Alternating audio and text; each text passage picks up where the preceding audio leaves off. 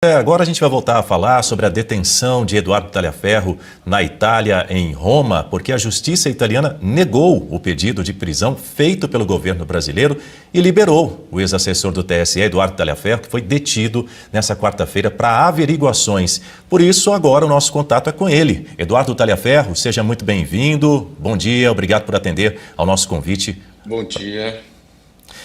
Bom dia, eu que agradeço a oportunidade de estar aqui no programa com vocês. Participam dessa entrevista eu e a nossa comentarista Guta Pini. Nesse momento você se encontra na sua casa, não é isso? Então a minha primeira pergunta para você é a seguinte: ficou clara a motivação da sua ida à polícia para prestar esclarecimentos? Sim, na verdade não houve detenção. Eu simplesmente tive que ir, porque o procedimento aqui na Itália é diferente do Brasil. Eu tive que ir para ser oficiado, notificado só. Então eles me notificaram, eu assinei um documento dizendo que existe um pedido do Brasil de extradição e que por segurança, nesse período, inclusive acredito que até a audiência, que é na segunda-feira, que eu não posso sair e me ausentar do município. Não foi imposto horário, não foi imposto proibição de celular, de internet, de nada. Somente de que eu não me ausente do município por uma questão de eu ter que comparecer em juízo. Mas não houve detenção. Foi só um procedimento normal para que eu fosse oficiado. A gente assina aqui dentro dos carabinieri. É diferente do Brasil, que vai um oficial de justiça na sua casa e te oficia. Obrigado por explicar essa diferença, viu? Mas ontem, pouco depois de passar por esse processo, você declarou o seguinte a um programa de TV: nem me matando, Moraes vai me parar. O que você quis dizer com isso? Que não tem fim, não tem fim. Eu posso perder a minha vida, eu posso cair numa prisão, ser assassinado, tudo vai continuar. Já está na mão de outras pessoas, já depositei isso nos Estados Unidos, já foi depositado no Parlamento Europeu, não tem fim. Vai até o fim. Ele tem que pagar pelas coisas que ele cometeu, pelos atos desumanos que ele cometeu. Guta Pini? Bom dia, obrigada pela entrevista. O que fica também para nós aqui no Brasil, eu sempre quis te fazer essa pergunta: tem alguma coisa aí do Alexandre de Moraes, mesmo alguma mensagem dele, tem algo com o nome dele? Porque tudo que você revelou, pelo menos do que eu tive acesso, do que eu vi, é sempre alguém falando o que ele disse, e isso tudo é indício, tudo isso é prova. Mas tem alguma coisa dele, com o nome dele? Sim, o juiz auxiliar que trabalhava no TSE printou e me mandou a conversa dele com o próprio juiz me pedindo as coisas. Tenho sim. E você ainda teme a retaliação por parte do ministro Alexandre de Moraes, Tagliaferro? Não, eu não tenho qualquer tipo de medo dele. A mim ele não passa de um covarde atrás de uma toga. Diga, Guta. Então, Tagliaferro, qual que é a tua expectativa aí na Itália desse processo de extradição? Porque aqui no Brasil a gente sabe que as cartas já estão todas na mesa, não tem muito para quem recorrer aqui.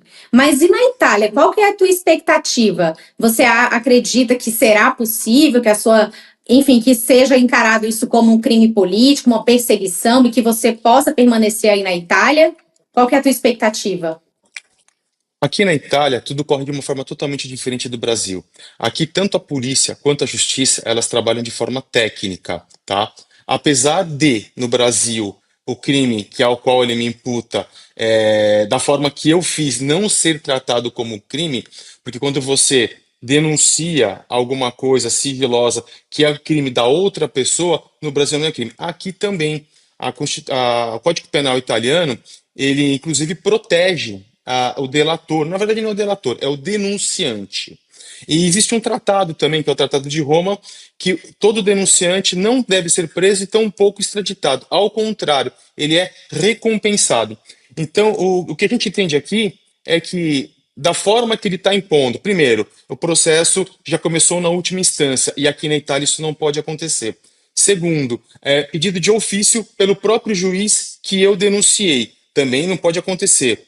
Terceiro, estou denunciando fatos criminosos desse mesmo juiz. Então, tudo leva a entender, tecnicamente, que a Itália não vai fazer nada. Ela vai me ouvir, vai ter o procedimento e ela vai negar, como a Espanha negou e como os Estados Unidos negam. É tudo questão de tempo. O que acontece? Foi pedido na extradição, foi pedido de imediato a minha prisão e minha extradição. A Itália já negou, já não deu minha prisão. E assim, a única cautelar que eu tenho é de não sair do município até eu comparecer em juízo, que é na segunda-feira. Mas não me proibiu de horário, não me proibiu de telefone, de rede social, não me proibiu de nada. Taliaferro, pergunta da nossa audiência. Você já pensou em pedir asilo político? Não cabe asilo político para quem tem duas nacionalidades. O povo não entendeu isso, eu já tentei explicar.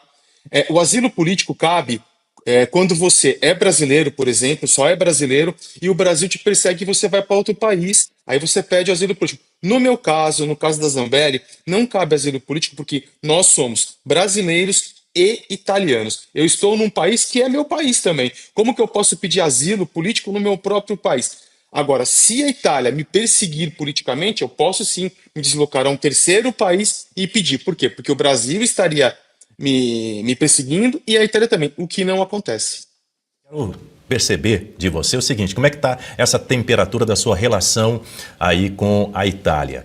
Você teme eventualmente uma perseguição política também por parte do governo italiano, de modo que você precise se deslocar para outro país aí na Europa ou não? Não, não tem problema nenhum. Lembrando que quando Carla Zambelli chegou à Itália, logo de imediato um deputado de esquerda aqui da Itália começou a fazer barulho, Bonelli, se eu não me engano, fazer barulho. E aqui sequer tem divulgação de imprensa, sequer tem qualquer tipo de comentário. Aqui a visão que as pessoas têm de mim é de um perseguido político. É totalmente diferente. E até o momento eu não percebi nada de anormal, nenhum tipo de risco. Somente o processual, a qual já é previsto, tem que responder mesmo. Diretamente, eu pergunto a você, você ainda guarda outras denúncias, outros materiais contra o ministro Alexandre de Moraes para apresentar? Sim, sim. Eu tive 8 meses de trabalho dentro do Tribunal Superior Eleitoral e também do Supremo Tribunal Federal, porque eu também tinha que me deslocar para trabalhar lá, mesmo não sendo nomeado lá. E eu tenho dentro do meu material, tanto de conversa como de documentos, eu tenho 8 meses. Imagina assim, eu conversava com 5, 6, 7, 8 pessoas sobre esse trabalho, de juízes, de pessoas que mandavam as coisas. Então eu tenho bastante coisa aqui guardada comigo. O que eu entreguei, o que eu já mostrei, o que eu entreguei para outros países foi completo. Mas o que eu mostrei para público, para imprensa, não é muita coisa não. Óbvio que tem muita coisa que é repetida. Mas assim, é repetido o ato, mas o procedimento é um pouco diferente, porque o contexto é outro, mas tenho sim. Luiz Guerra também tem uma pergunta para você, Eduardo. Eu não sei se fala bom dia, boa tarde para você, né, Eduardo, mas agradeço sua participação aqui na Oeste com a gente, né? Ontem à noite, conversando com seu assessor, você teve um bate-papo bem extenso com um advogado. Resumidamente, você poderia dizer o que ele te orientou a fazer neste momento?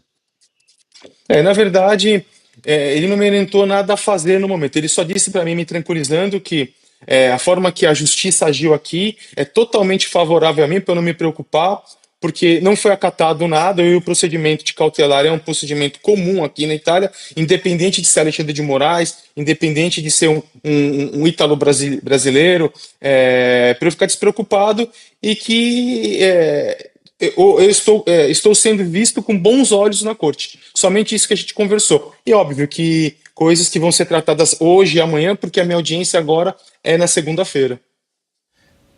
Guta Pini. Taliaferro, 2 perguntas. O que será de fato tratado nessa audiência, mais especificamente? E antes de você sair para a Itália, sair do Brasil, você chegou a conversar com mais alguém do gabinete, das pessoas que fazem essas operações com você ali nos gabinetes, no TSE, o STF? Tem mais alguém disposto a falar, que está aguardando que mude algum contexto, um cenário, ou é só você mesmo? Eu acredito que ninguém vai falar nada por questão de medo, de segurança. Eu não tive nunca mais contato com ninguém de Brasília. Cortei o contato com todos e todos também cortaram o contato comigo. Mas assim, não há expectativa de alguém falar, a não ser eu. E com relação, desculpa, da audiência de segunda-feira, é porque a Itália ela recebeu somente um pedido. Ela não tem o processo aqui, ela não sabe o que está acontecendo. Existe aqui um pedido dizendo que eu vazei dados sigilosos, dados profissionais sigilosos, com o objetivo de desestabilizar a República. Só isso.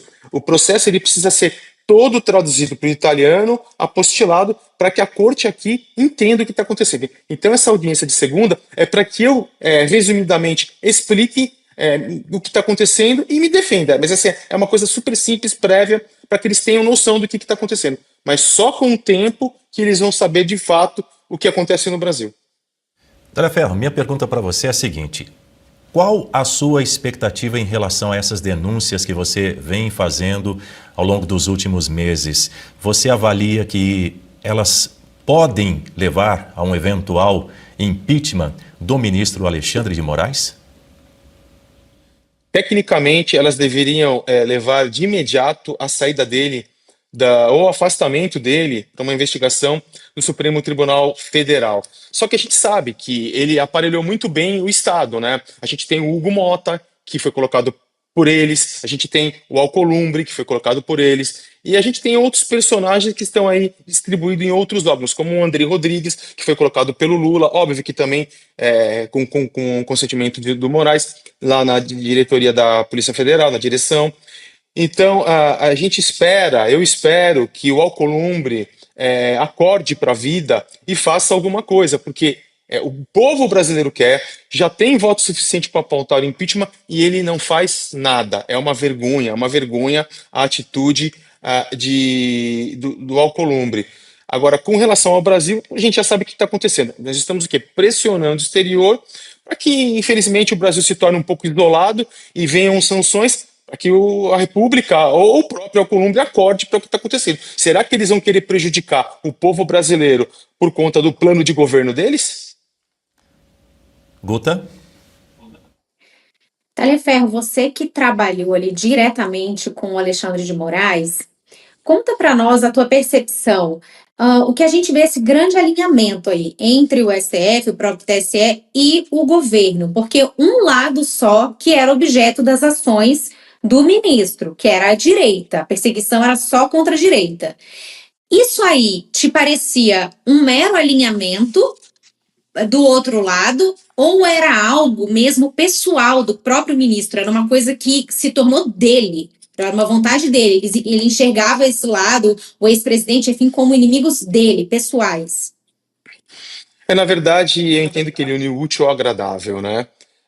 Ele tinha, sim, uma diferença com Jair Messias Bolsonaro e também, provavelmente, isso está muito, muito claro, que tinha um alinhamento com o Luiz Inácio Lula da Silva, para que o Lula fosse eleito e ele não corresse o risco de ter aí um impeachment, uma vez que Jair Messias Bolsonaro se tornasse presidente. Então ele correu, sim, com um combate extensivo à direita, para que o Lula chegasse ao poder e ele não fosse atingido. Então, aos meus olhos, ele uniu o útil ao agradável.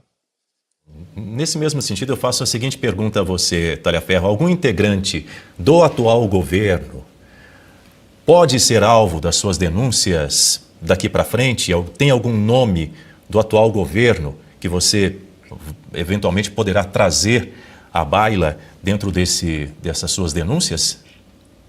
Eu já apresentei o nome do Dário Durigan, que é o número 2 da pasta do Haddad, Sim. que ele trabalhava no WhatsApp e fazia as reuniões com o TSE, e também da Samara Castro, que é a diretora da SECOM da Presidência da República, a qual enviava todo o material para que o pessoal fosse perseguido. Existe senador que em momento oportuno eu irei trazer, porque ele vivia no gabinete, estava toda hora lá com o Moraes, e eu sei que ele mandava pedidos para o Moraes e para o juiz auxiliar. Mas em momento oportuno eu vou apresentar isso. Diga, Guta. É esse momento oportuno, Talhaferro. Você está esperando mais alguma coisa vir dos Estados Unidos? Você está esperando as eleições do ano que vem? O que é para você um momento oportuno? O momento oportuno é o seguinte: o Alexandre de Moraes, ele trabalha como num tabuleiro de xadrez. Ele vai jogando as peças para um lado, para o outro, ele vai matando o seu inimigo a conta-gotas. E eu aprendi isso com ele e faço da mesma forma. Não adianta eu trazer tudo à tona. Imagina que se lá no ano passado, ou se agora, em agosto, eu trouxesse todo o material, fizesse exposição, e o Senado não fez nada, a Câmara não fez nada, a polícia não fez nada, a PGR não fez nada. Ou seja, o material estava jogado ao lixo e eu aqui com o risco de uma possível extradição. Então, eu trabalho, sim, da mesma forma que ele trabalha, com o material soltando aos poucos o que eu tenho. É como se fossem facadas que eu vou dando bem devagar para mostrar para ele e para o Brasil que ele fez errado, que ele é criminoso e que ele não deve estar lá. Entregar de uma única vez não é a estratégia correta diante do personagem a qual nós estamos combatendo. Talhaferro, você teve conhecimento de alguma questão financeira envolvida aí em toda essa atividade clandestina? Se havia algum interesse econômico, chantagens, pagamento de propina? Teve essa conversa ali dentro ou era uma questão realmente mais de perseguição política, com interesse exclusivamente político?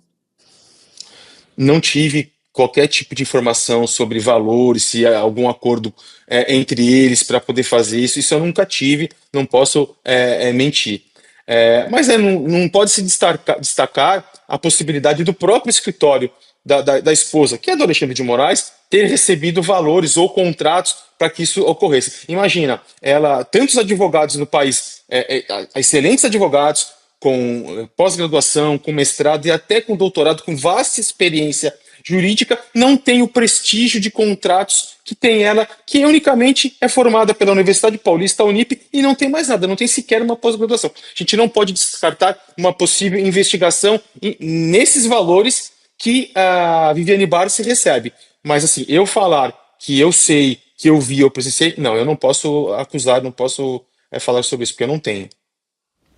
Você, que tem participado de inúmeras audiências na Câmara, considera que a CPMI da Vaza Toga, em algum momento, ela vai ser instalada? Muito perto de acontecer, a gente tem lutado muito para isso, a gente tem pedido também ao povo, né, ao brasileiro, que pressione o seu deputado, o seu senador, para que vote e isso aconteça. A gente tem fé que em breve vai acontecer, mas também precisamos ver como vai funcionar isso, né? Porque Alexandre de Moraes dá uma canetada e tudo muda, o que está errado. Talhaferro, em relação aos outros servidores que trabalhavam nesse gabinete, o que você sentia dali? Essas pessoas estavam também imbuídas desse sentimento de perseguição? Era algo que estava todo mundo gostando, as pessoas queriam fazer isso. Em algum momento teve um arrependimento, as pessoas continuaram fazendo aí por medo do ministro, mas ou era algo realmente de realmente alinhamento ideológico? Estava todo mundo querendo fazer isso? Bom, dentro do gabinete, a gente já sabia quem era de direita e quem era de esquerda. Existiam personagens, 2, 3, 4, 5 de esquerda e 3 de direita, né?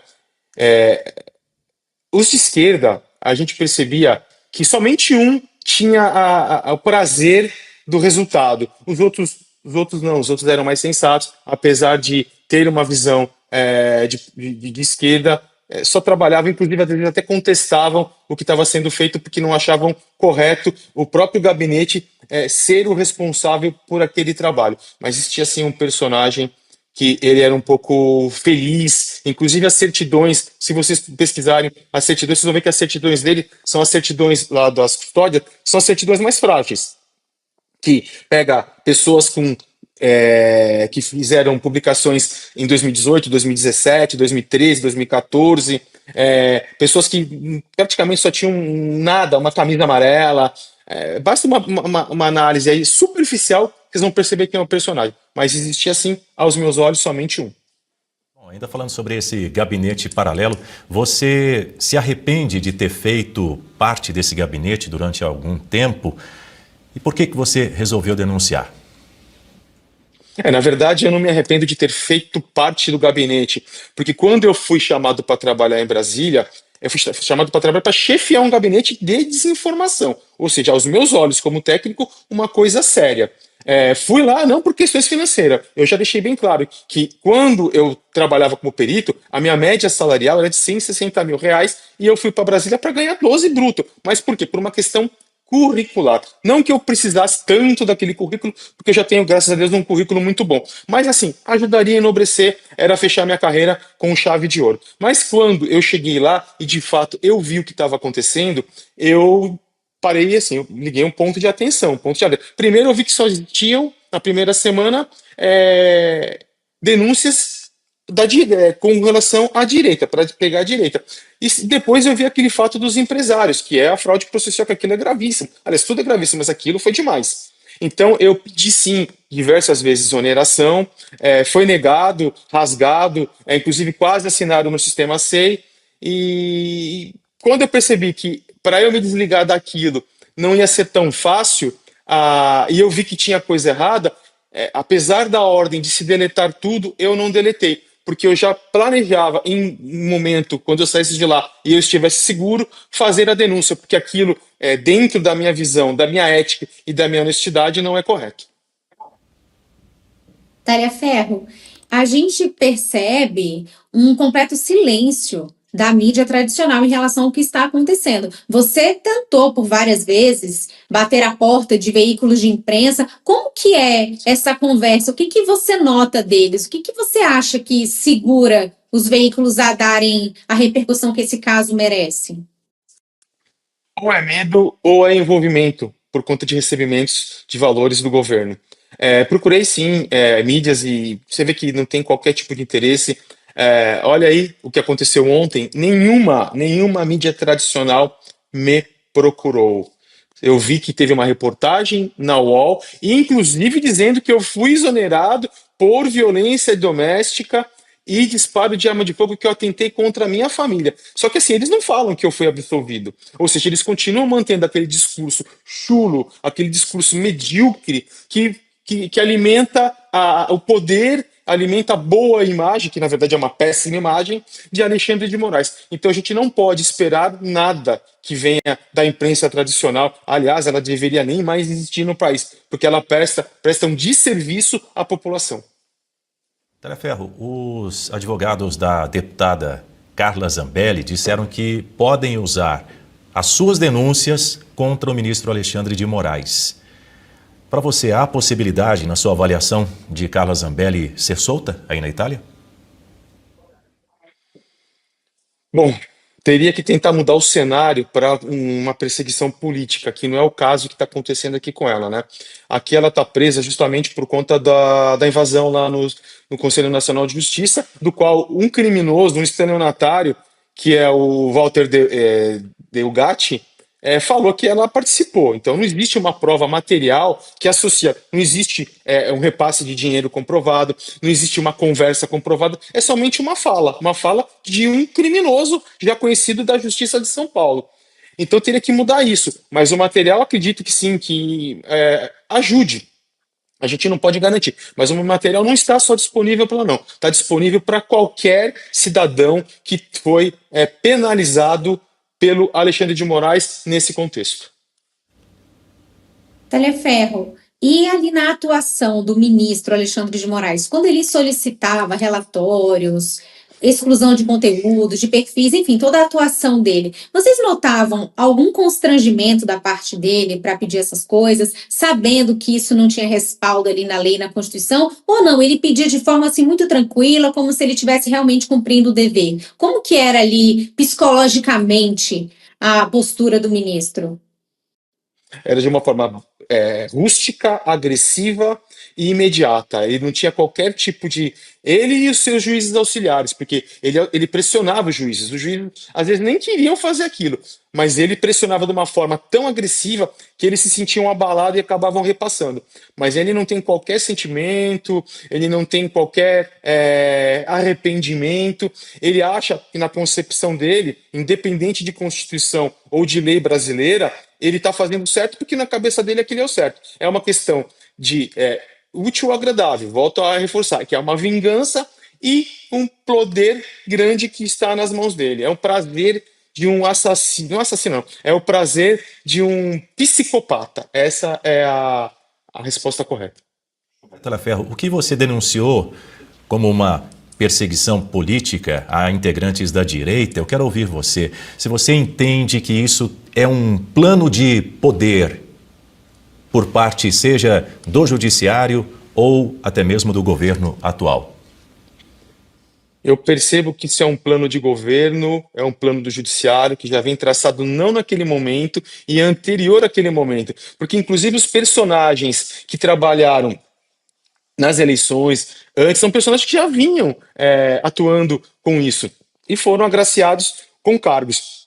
Então, ao meu entender, é um plano de poder, é um plano de colocar o Luiz Inácio Lula da Silva no poder e é um plano de perpetuar, de dar cada vez mais poder para Alexandre de Moraes. Lembrando que ele, pessoalmente, a Cristina, na verdade, falou para mim que ele quer e ele vai ser presidente da República do Brasil. O que ela me passou na época, que nesse próximo pleito não, mas possivelmente no outro pleito, em 2030. Essa é a ideia dele de se tornar o presidente. Mas a gente já percebe que, na verdade, ele não precisa nem ser candidato, porque ele já tem mais poder que o próprio presidente da República. Pois é, então, do seu ponto de vista, essas denúncias que você está fazendo podem comprometer o futuro das eleições do ano que vem, em 2030, o futuro das eleições em benefício da esquerda, é isso?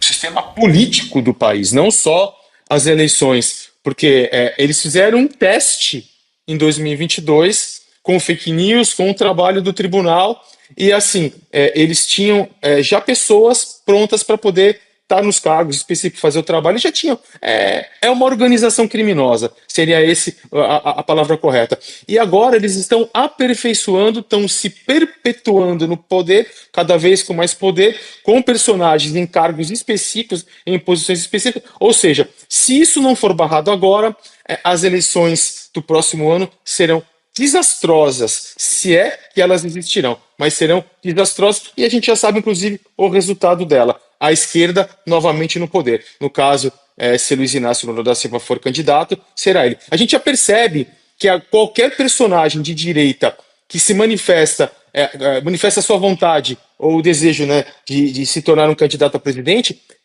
ou até aos olhos dele, um possível personagem de direita que pode ser um candidato forte, ele já começa a jogar numa investigação. Olha o que ele fez com o Tarcísio. Ele começa a jogar em outra. Olha o que ele fez com o Silas Malafaia. Então ele já está começando a tirar os direitos, tentar tirar os direitos políticos de possíveis candidatos que possam derrotar Luiz Inácio Lula da Silva, caso Jair Messias Bolsonaro realmente não tenha uma reversão e não possa concorrer. Talaferro, e os outros ministros? O que você via deles, ouvia?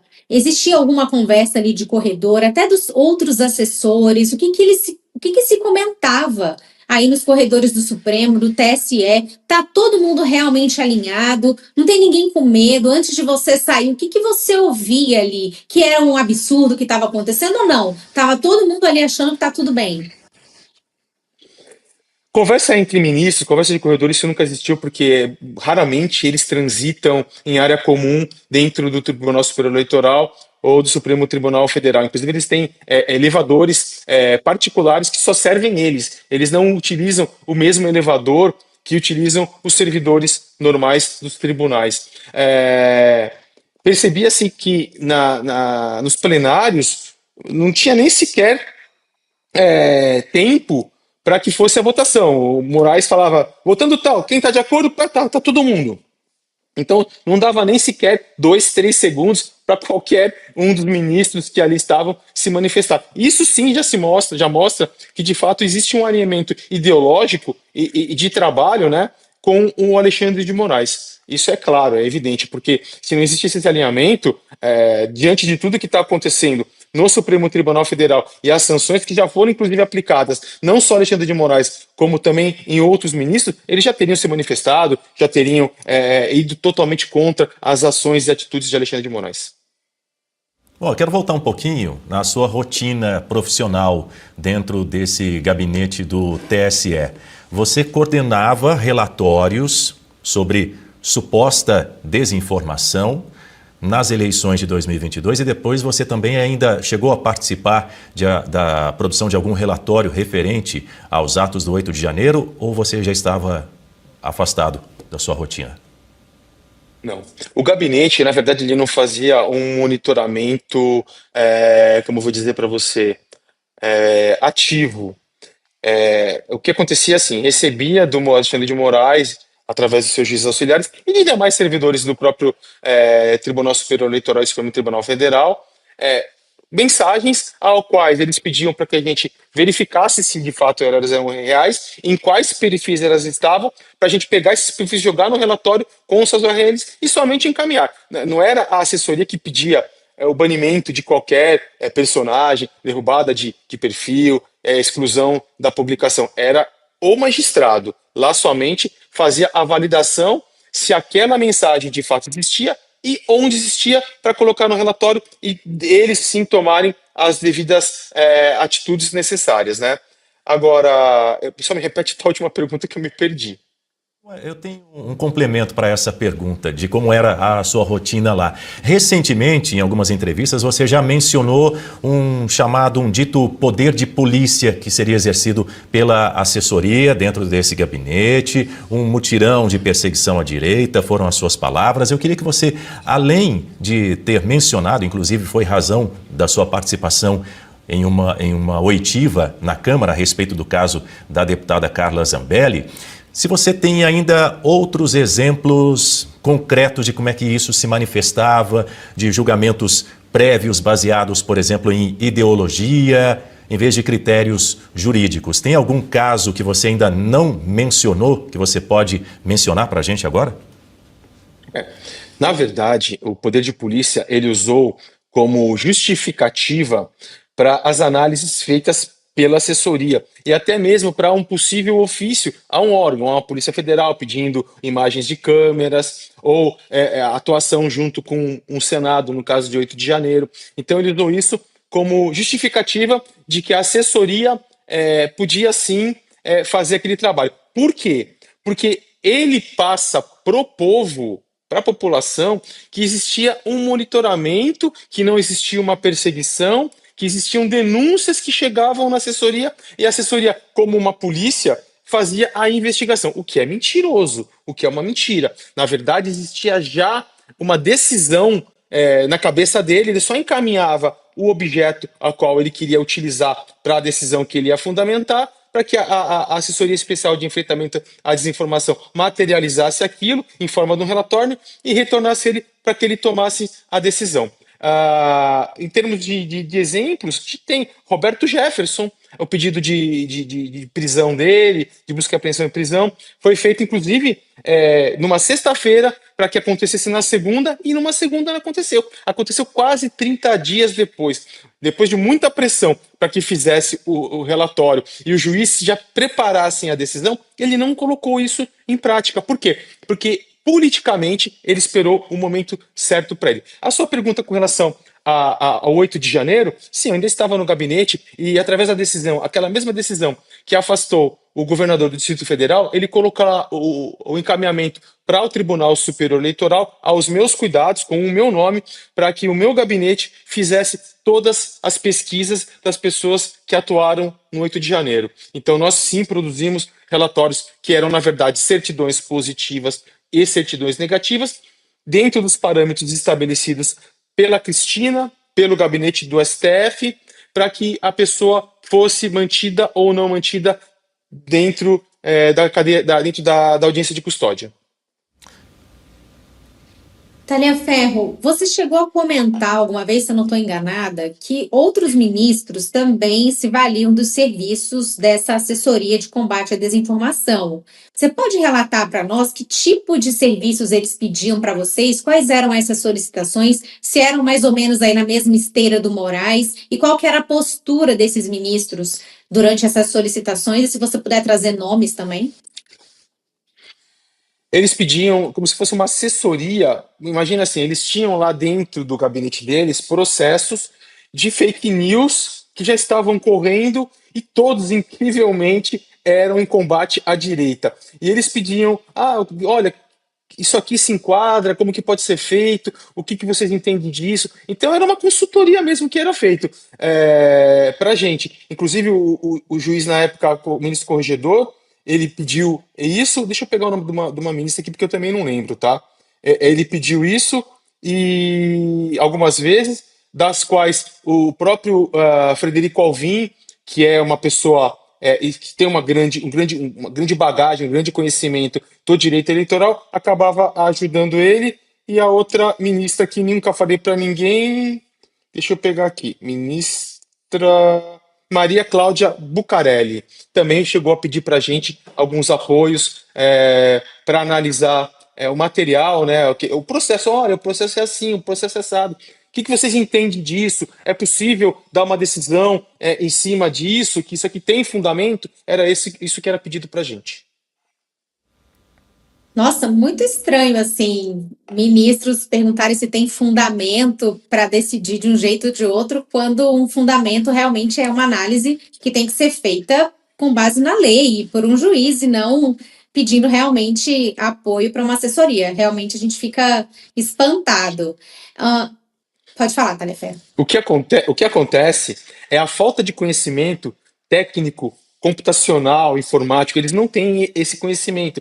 E isso, se você olhar, não existe nos nossos códigos, tanto penal quanto civil. Não tem crimes, tirando crimes de invasão, esse tipo de coisa, não tem nada que fala de fake news. Então eles tinham sim a dúvida técnica com relação ao procedimento.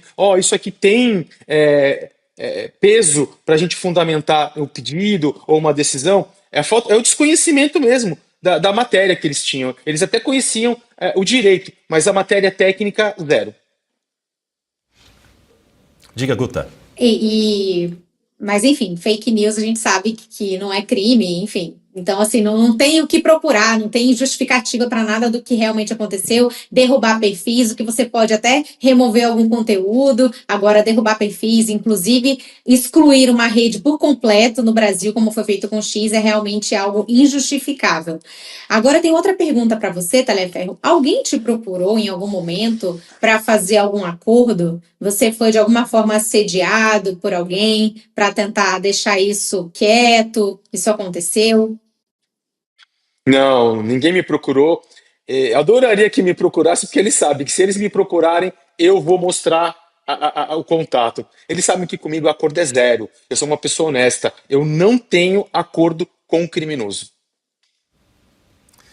Numa audiência recente na Câmara, se afirmou que o ministro Alexandre de Moraes ele tinha esses alvos pré-definidos e já falou agora há pouco sobre isso novamente.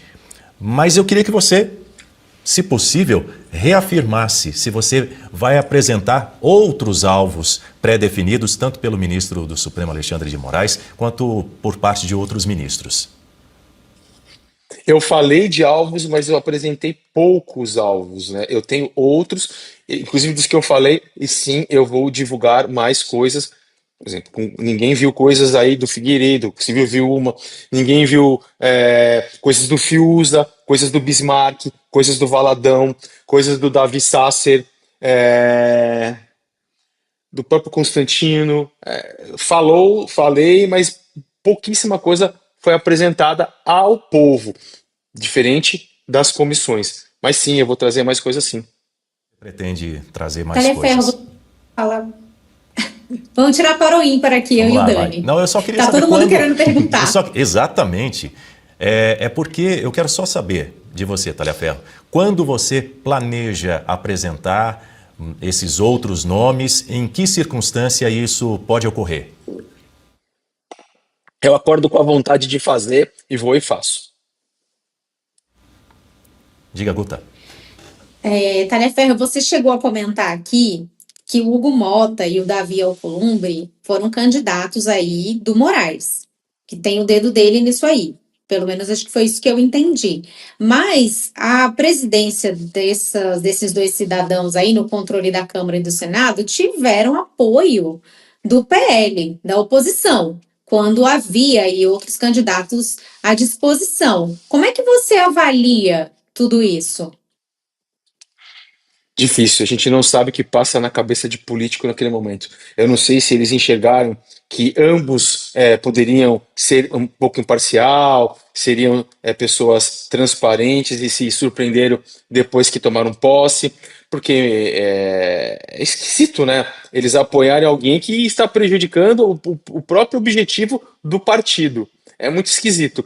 Mas a gente sabe que isso teve o apoio do Luiz Inácio Lula da Silva, o apoio do Alexandre de Moraes, e a gente já percebe, vocês veem que eles sempre estão juntos, sempre estão conversando, um consulta o outro. Então existe ali não só um vínculo institucional, mas um vínculo maior que esse. Talhaferro, você acha que não tem esperança antes das novas eleições para um novo Senado, para que exista aí algum impeachment do ministro Alexandre de Moraes? Ou você acredita que, com base em tudo que você revelou, que vai trazer ainda, como você disse, no momento oportuno, talvez seja impossível que algo não seja feito, ou realmente a gente vai ter que esperar pela renovação do Senado? Eu vou responder de uma forma diferente. Eu pretendo que isso aconteça, eu faço de tudo para que isso aconteça e eu espero que o povo pressione, não pressione com e-mail, pressione com mensagens, pressione indo às ruas, que o povo ou paralise, fique em casa. Eu espero que o povo, a gente precisa do povo também. O povo tem que pressionar os candidatos ali eleitos para que eles façam alguma coisa. Então eu tenho a esperança e eu acredito que algo aconteça antes das eleições. Não é possível que diante de todo esse cenário, diante de tudo que foi denunciado, comprovado, com perícia, as coisas continuem assim. Ou seja, pessoas vivendo fora do país, com pedidos de extradição, pedidos de prisão, presos injustamente no Brasil, e nada aconteça com todo esse material comprovando que tudo isso é fraudulento. Tem mais uma pergunta, Guta? Bom, eu queria te perguntar, tem tantas perguntas, Talhaferro, sobre a postura do ministro Alexandre de Moraes depois aí da aplicação da Lei Magnitsky. A gente não vê nenhum recuo da parte dele. Isso te surpreendeu de alguma forma? Porque ele continua dobrando a aposta. Ou pelo que você conhecia dele, da sua convivência, você acredita que isso era já o esperado? O que está acontecendo? Por que ele não recua?